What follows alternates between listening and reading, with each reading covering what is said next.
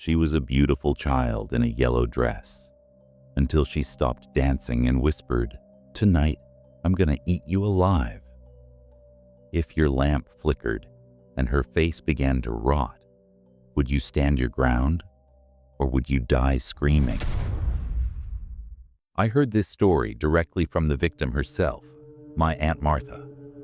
She was an extremely devout woman, the kind who'd wake up every night before the crack of dawn for her prayers. This was a different time, back when indoor plumbing was a luxury that folks in her small rural town couldn't even dream of.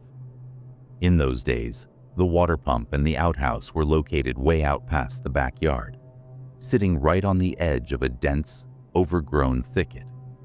That woods felt heavy, like a void that seemed to swallow any light that dared to shine near it.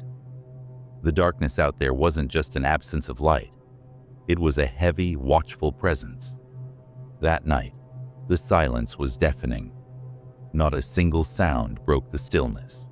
Following her nightly routine, Aunt Martha headed out to that lonely water pump to wash up before her pre-dawn prayers.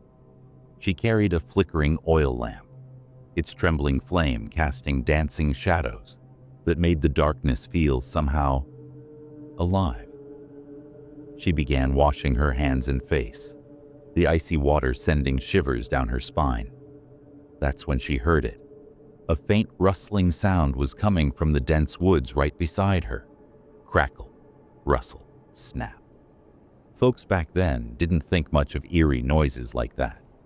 They'd grown up on the edge of the wilderness, and weird sounds in the night were just a part of life. So Aunt Martha brushed it off and kept washing. But then, her eyes caught something at the edge of that dark thicket. She froze. Emerging from the pitch-black depths of the forest was a little girl. She couldn't have been more than 5 or 6 years old, wearing a bright yellow dress that seemed to glow against the darkness. The child's face was beautiful, cherubic and innocent, with large eyes that sparkled even in the dim light. But something was terribly, terribly wrong. The little girl was dancing. Not the playful, clumsy dancing of a child at play. No, this was something else entirely. She moved in a strange rhythmic pattern, her tiny feet tapping out an eerie, hypnotic beat as she twirled and spun her way toward my aunt. Step, tap, tap, step, tap, tap. The sound seemed to come from nowhere and everywhere at once. In the flicker of the oil lamp, the figure initially appeared hazy, almost like a fever dream. But with each dancing step, the child drew closer and closer until she stood directly in front of Aunt Martha. 1,000 questions raced through my aunt's mind. What was a little girl doing in these isolated woods at this ungodly hour? Why was she dressed in such fancy clothes? And why? Why was she dancing with such unsettling joy in the dead of night? Terror seized Aunt Martha. Her hands and feet turned to ice. Every instinct screamed at her to run, but her legs were paralyzed. Yet, because her heart was fortified with prayer and unwavering faith, she managed to stand her ground. She stood frozen, watching, waiting.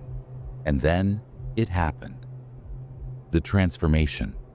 Right before her horrified eyes, that beautiful, innocent face began to warp. Those soft, sweet features started to wrinkle and twist. Her smooth skin shriveled like parchment thrown into a fire.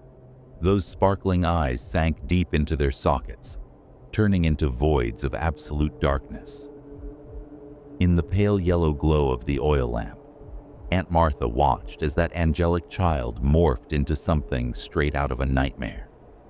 The thing's face was now a grotesque mask of rotting, decaying flesh. Its mouth stretched impossibly wide, revealing rows of blackened, jagged teeth. And then, it smiled at her. That hideous, twisted smile would haunt my aunt for the rest of her life. In that moment, she knew this was no child. This was no human being. This was something that had crawled out from the darkest corners of hell, wearing innocence as a mask, to lure its prey. Then came the voice.